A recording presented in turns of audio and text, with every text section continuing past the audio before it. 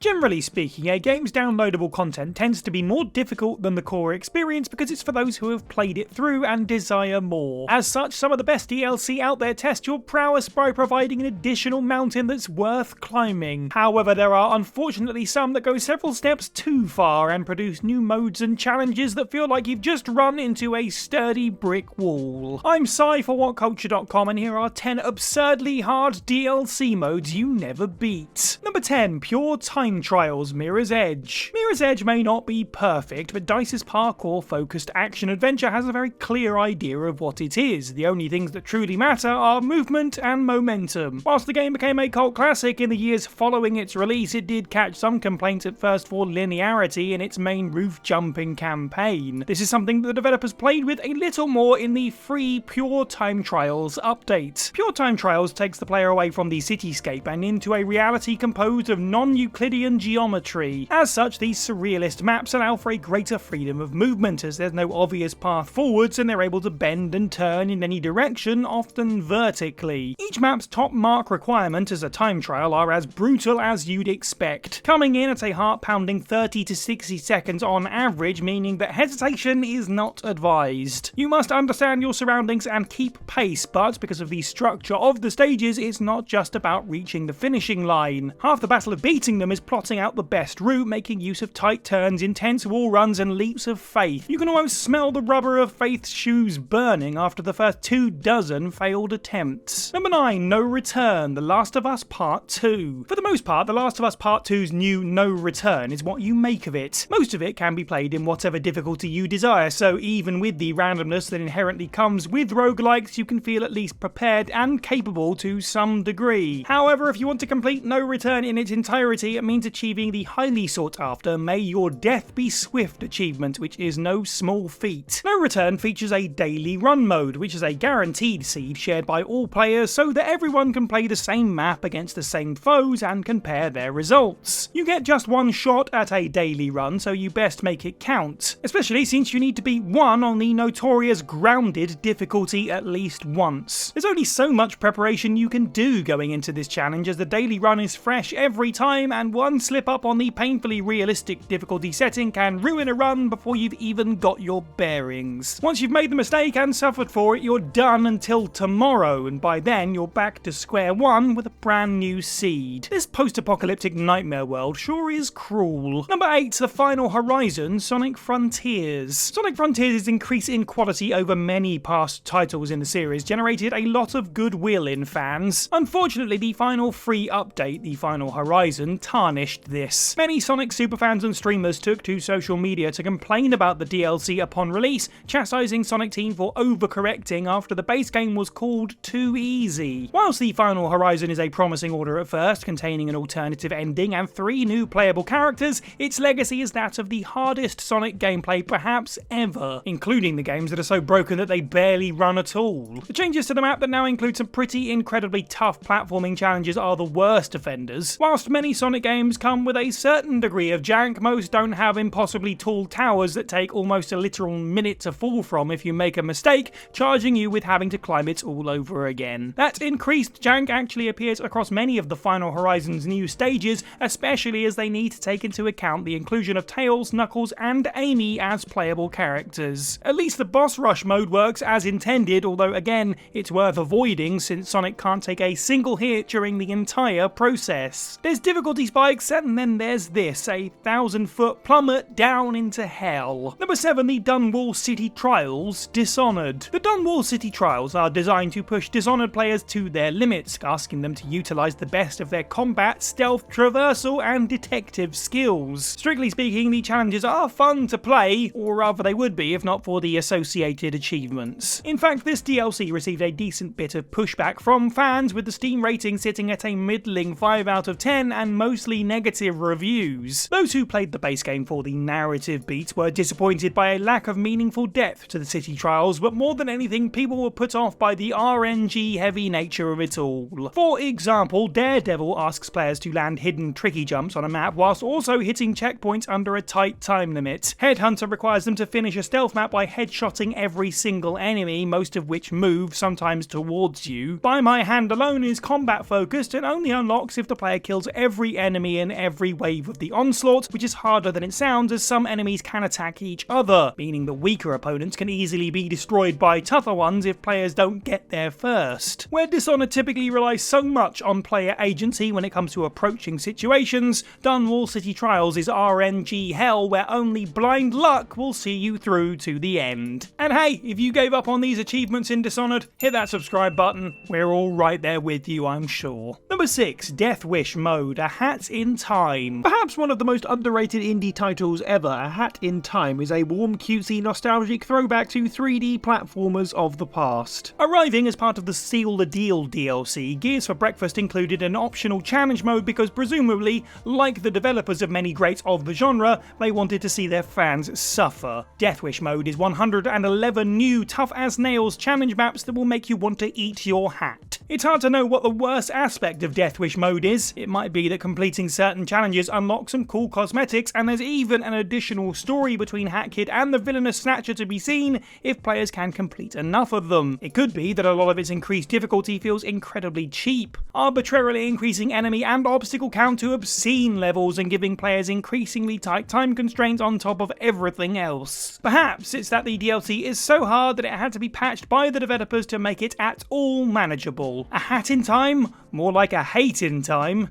I'm sure nobody's made that joke before. Number 5, Ethan Must Die, Resident Evil 7 Biohazard. Resident Evil 7 should be celebrated for a great number of things, most obviously taking the series in a new direction whilst also bringing horror back to the forefront. Outside of the main game, RE7's Banned Footage DLC delivers a great degree of variety to keep players engaged. A combat-free escape room affair, a survival mode, a crazy comedy game where you feed the terrifying Jack Baker birthday cake, and so on. However, there was also Ethan Must Die mode. This is an obstacle course of sorts, taking the player equipped with only a knife through the Baker plantation to face down a boss at the end. Additional weapons and healing supplies are randomized within boxes, adding a soft rogue-like experience as you never know if you'll get a simple green herb or a flamethrower, or in fact if the box will just explode in your face. Thankfully, these trick boxes don't ever move on subsequent playthroughs because all traps and enemies don't change. In fact, there is an ideal way to plot out the completion of this mode. However, there are several problems. Ethan is paper thin, crumpling in 2 hits at best, meaning one wrong move can spell disaster. Additionally, the randomized nature of your supplies can mean doom no matter how carefully you're playing. There are moments where you are required to face down enemies to proceed, and it's entirely possible for the game to have underprepared you. Ethan Never Dies is one of the rarest achievements across all platforms for the game, quite simply because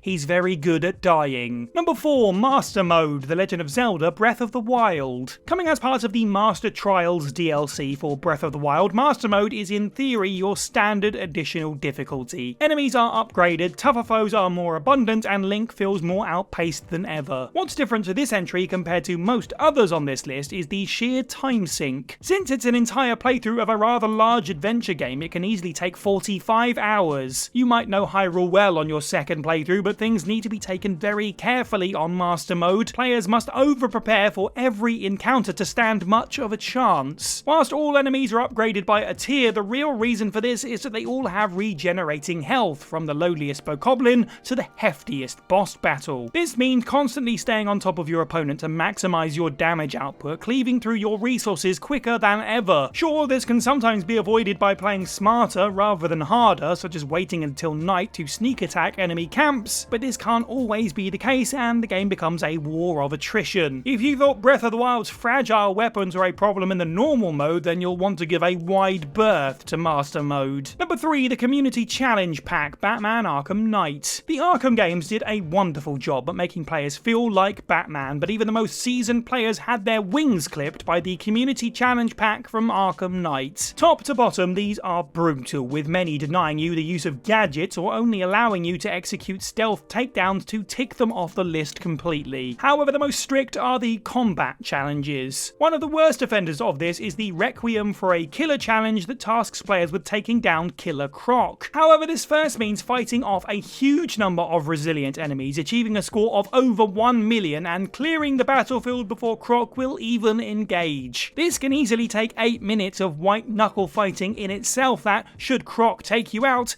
you'll have to completely redo. But what takes the cake take is the Curtain Falls, which requires flawless free flow, no missed attacks, and no damage taken for all 4 playable characters on the Monarch Theatre combat map. Not only is this trophy agreed to be the hardest to nab in Arkham Knight, but also across the entire Arkham series. Number 2, the Impossible Pack, New Super Mario Bros. 2. Despite his bright and friendly appearance, Super Mario's platforming challenges can be tough as nails at times. The NES games aren't exactly easy, in particular Lost Levels, which is notorious for being inaccessible for most casual Mario players. New Super Mario Bros. 2 might be one of the most forgettable adventures in Mario's catalogue, but it throws back to this feeling of sweating profusely as you guide the mustachioed hero through an obscene obstacle course in the aptly titled Impossible Pack. This piece of 3DS eStore content features a string of 3 stages, all played in succession, where players cannot take a single hit. The first is an ode to some of the toughest Mario enemies like Hammer Bros and Chain Chomps, as well as